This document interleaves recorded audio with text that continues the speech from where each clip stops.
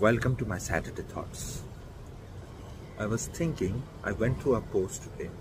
It was saying that people should not get a doctor's degree or a lawyer's degree because it will be wiped down by the time they graduate. And it clicked me.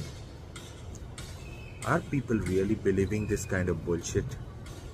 Or this is again some kind of influencer marketing that is people are doing it for some likes and clicks? And why is India the biggest AI market? Just because of the population? Or are we the most educated country with so that our AI penetration is so high?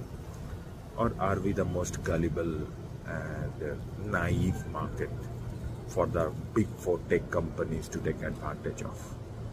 Food for thought.